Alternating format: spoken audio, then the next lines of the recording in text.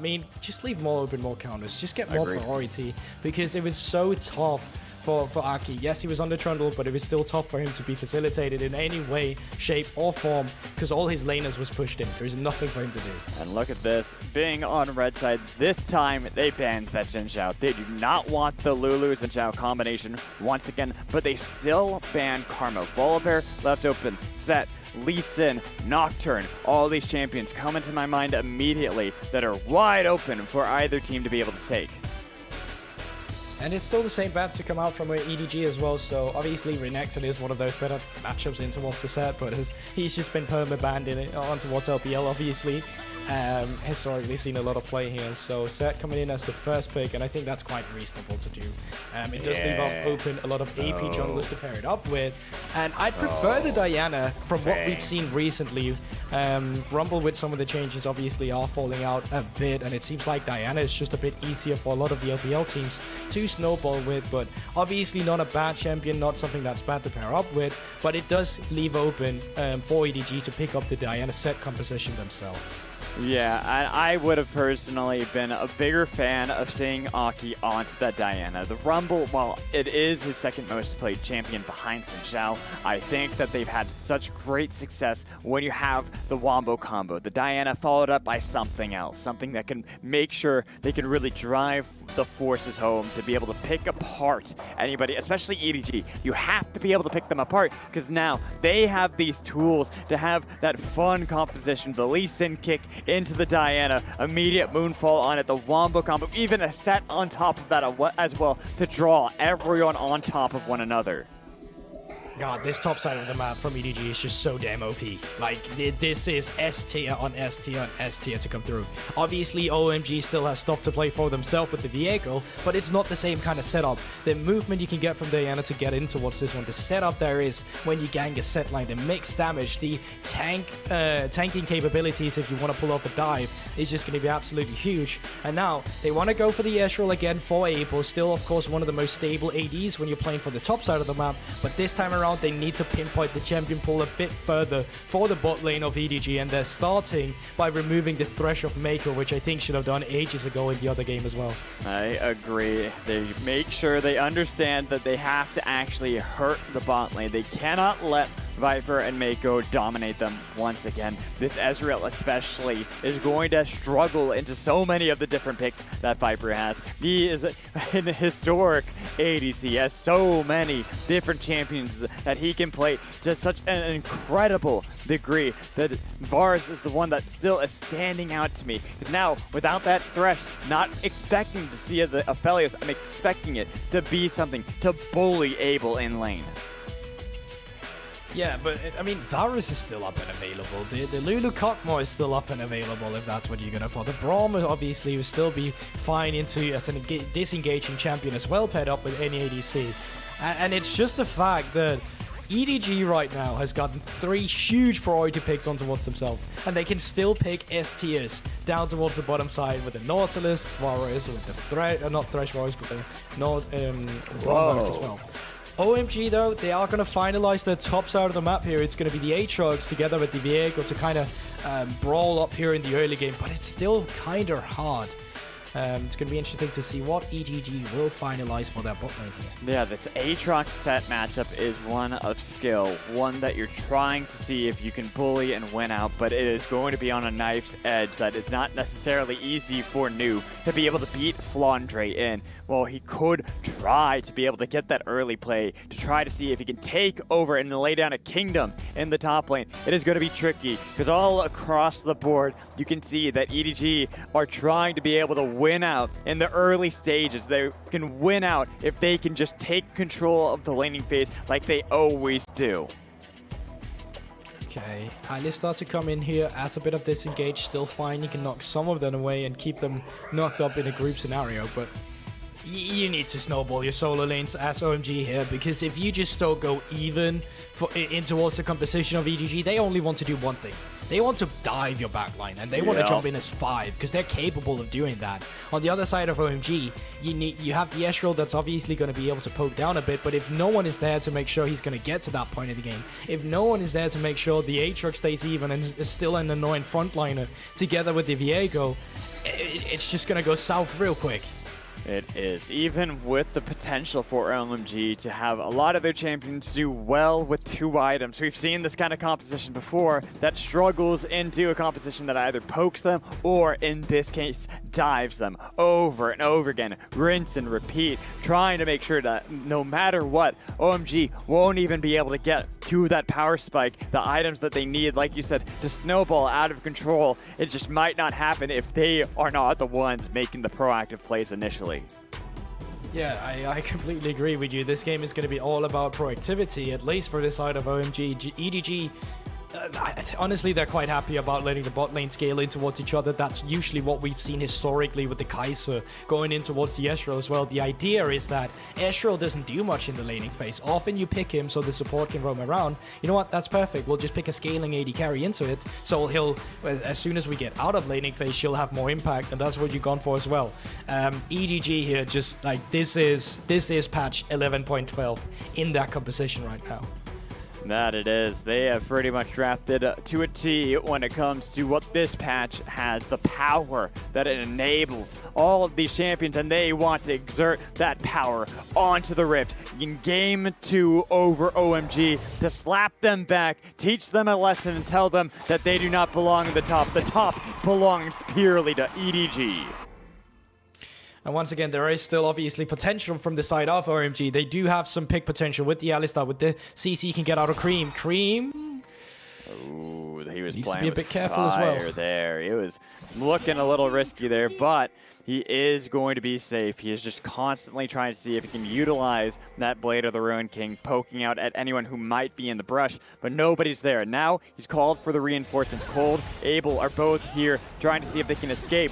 JJ had actually peeled off for the time being. The flash coming in from Cold to be able to survive, but Cream, the blast cone, it might not be in time. He finally was able to get to it to survive, but at what cost? That's a huge disaster for Cream. His laning phase is going to be so botched now.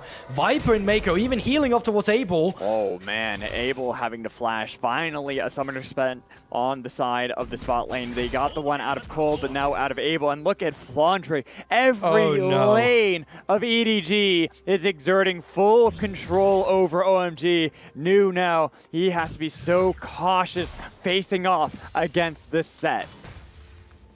Everything that could go wrong for AMG just went wrong there. I mean, the only thing that could have been worse was someone getting first, but of course, Nude needs to be a bit careful with this trading pattern. Speaking of first blood right now, Nude had to flash away. You nearly cast or cursed it this time.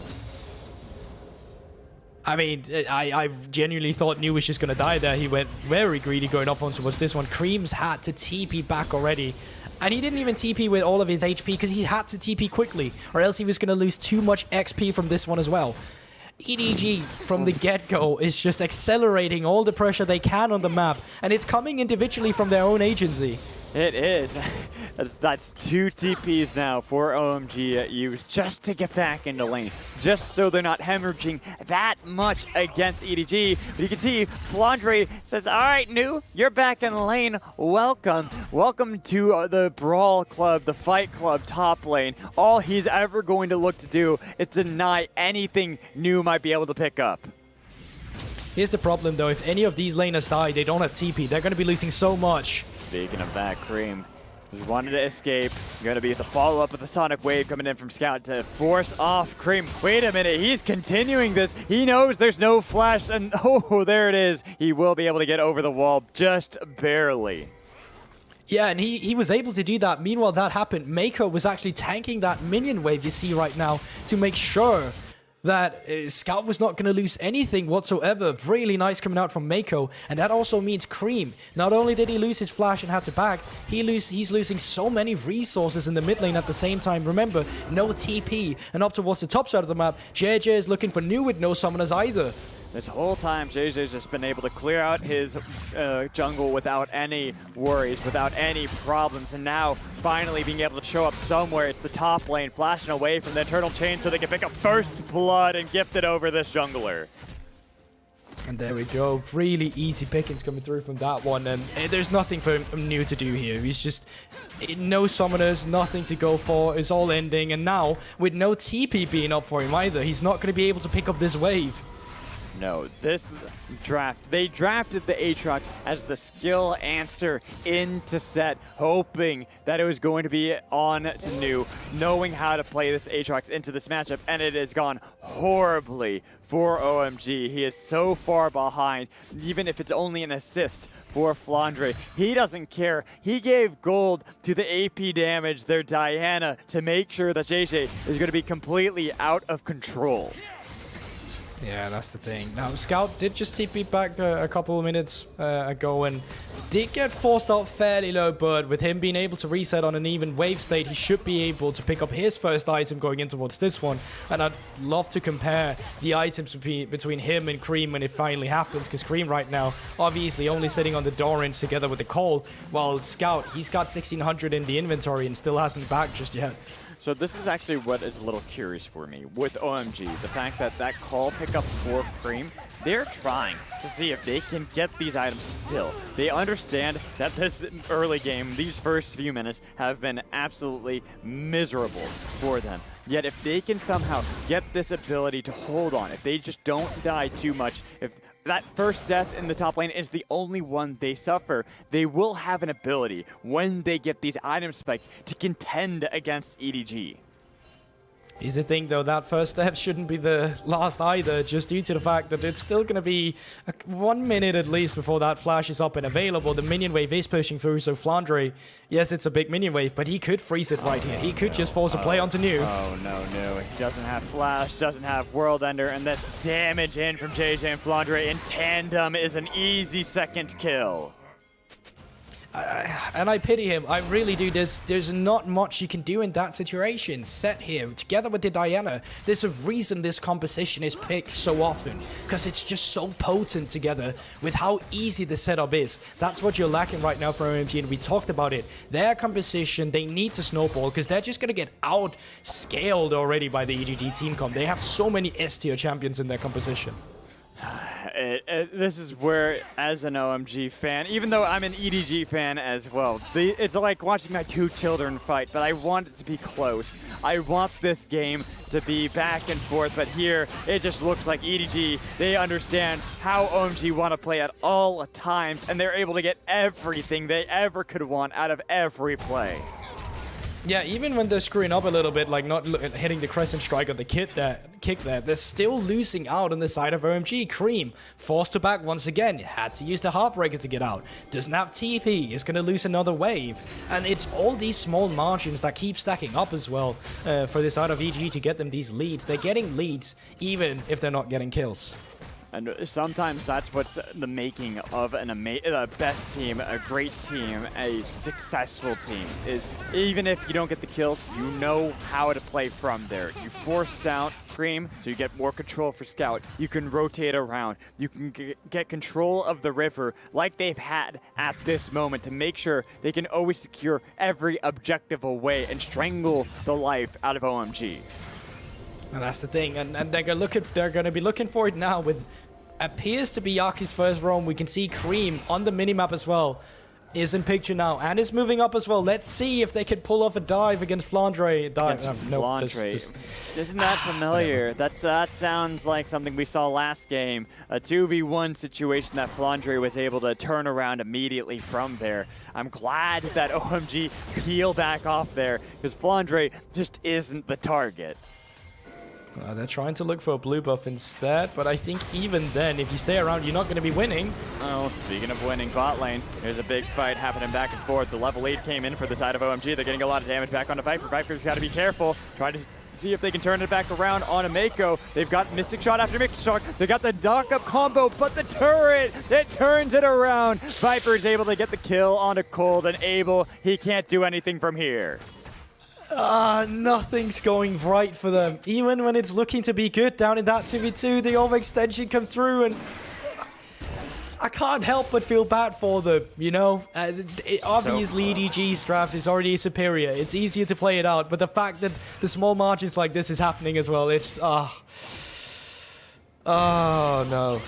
It's just not working out for them, is it? It's not, and this is showing us why EDG are truly the best in the league. They know how to draft, they know how to play at every stage. Bot lane being able to kite that back and punish Cold's overextension. So now bot lane, even if that was the closest lane for OMG, now it is done and dusted. Mid lane now have no control. Top lane, no control. Jungle, no control. So they have to go back to the drawing board and figure out what they could possibly do to drag back this game.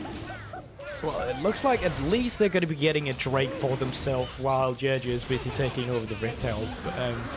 What kind of sucks though is that they're never, or there might be, but they're not going to be in position where they can capitalize on the next Drake. Jeju, with this Rift Herald, can just be looking for gang up towards the top side of the map, and I don't think Nu can do anything about it. He just have to back off. I don't even know if it's necessarily a gank, just taking the turret, but Nu decided to show back up with the World Ender. He had a lot of damage onto Flandre, forced to use the Haymaker Punch to be able to survive, but Cream's going to be able to get the stun on top of him to take him down. So now OMG getting this kill mid lane to help out their mid laner, who has been so crucial to their success in the past. They might even be able to make this play on to scout mid lane as well. Cold going to be able to get the knockback with the headbutt pulverize on top of an equalizer. Cream's on the other side, perfect to be able to catch Scout.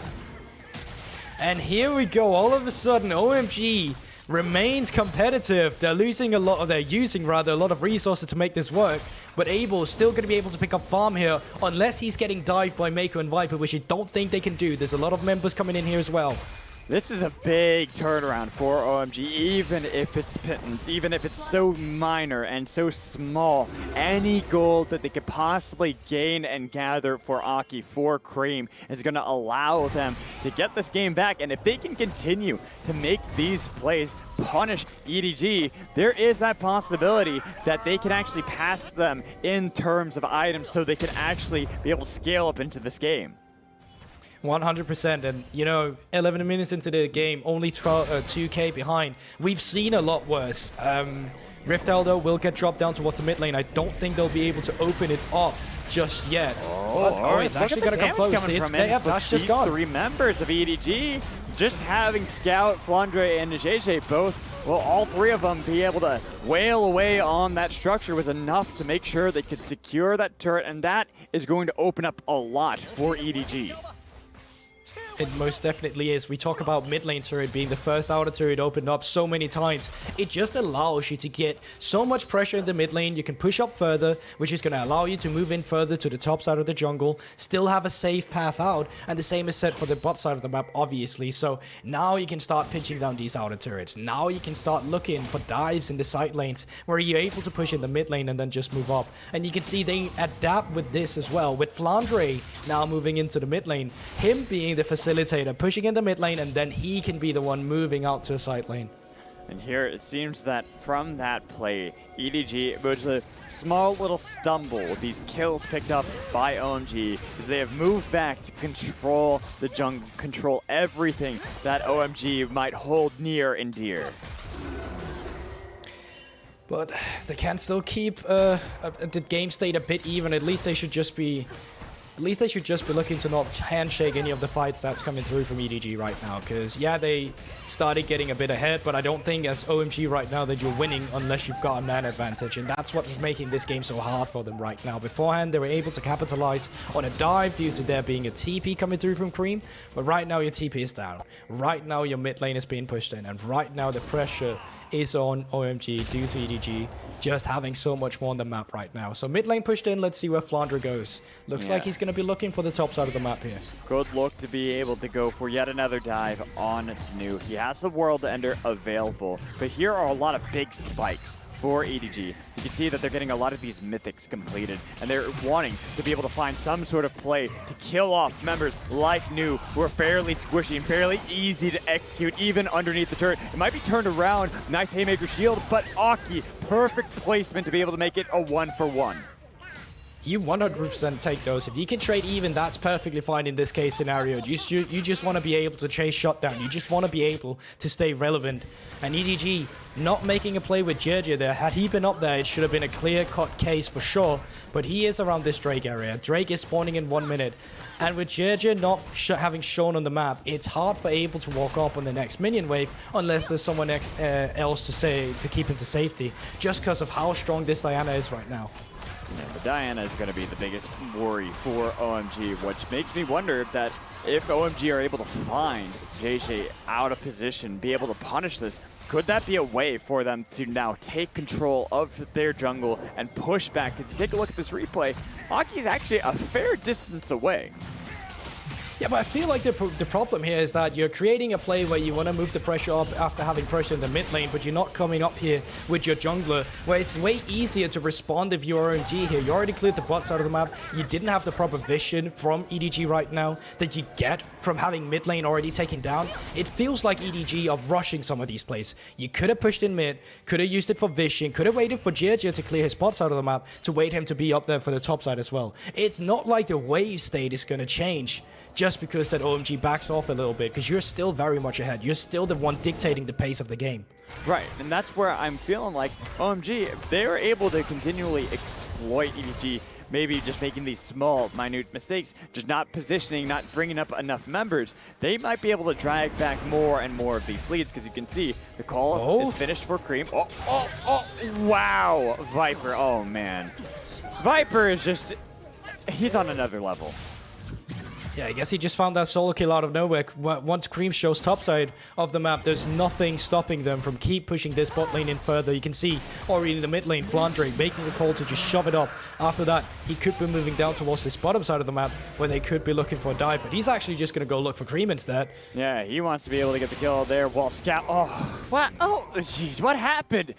we started talking a little bit about macro, a little bit about analysis, and suddenly 2 solo kills for EDG take place.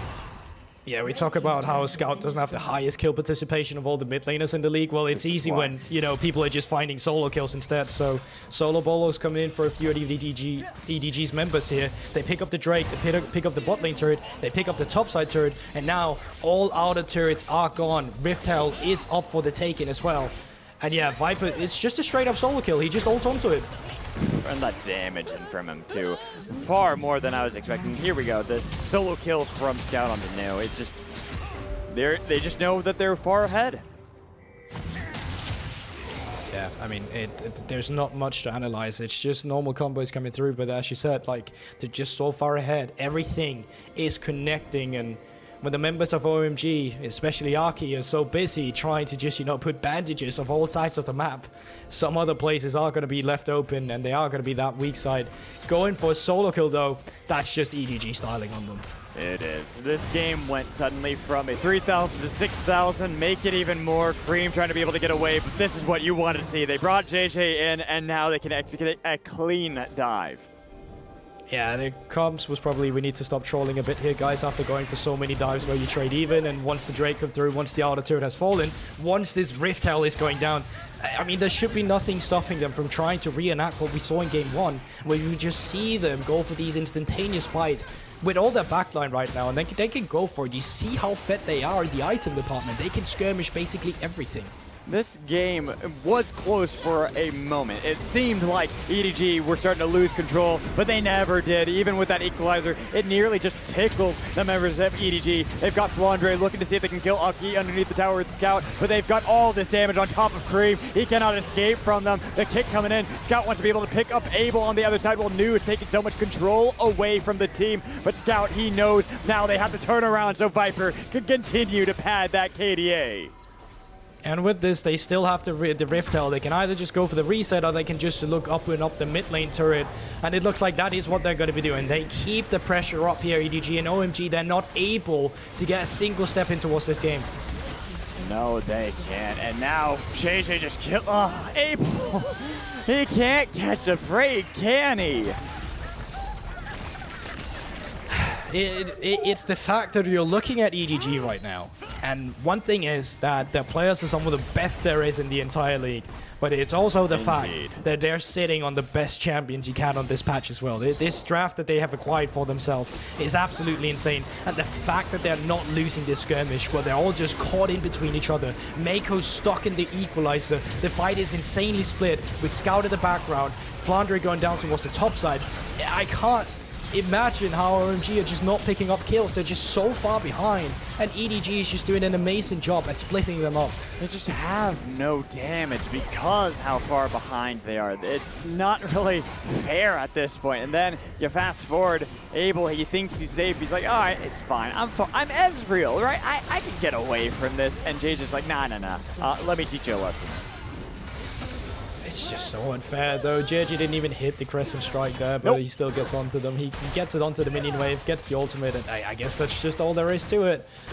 When you're this far and obviously ahead, it's insane. Yeah, I mean, that is crazy. It's just crazy. Obviously, we talk about Drake, win condition, 1 minute hit spawns. I don't think that's what EDG are looking for at this point.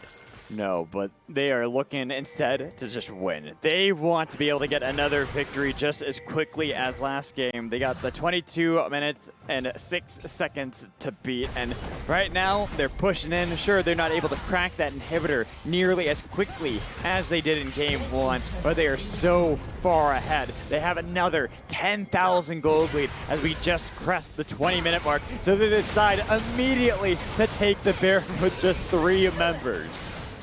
I mean, why not? They absolutely shred this thing with Kaiser in the background, Viper there as well. TPs are now coming through. I don't think there's much OMG can stop this. I don't even think they're going to be able to stop it. It's the equalizer, and the True Shot Rush does not steal it away. JJ is able to secure it, and now Aki, because he's so far out, he's probably going to be caught out. You can see Viper diving into the back line, getting all this damage on top of him. Flandre gets a kill. Scout gets a kill. Look for more. It's 2 into Scout's pockets on this Lee Sin. The mid laner and support only wants to be able to survive. I take it back because they are able to kill the cow and make them into burgers.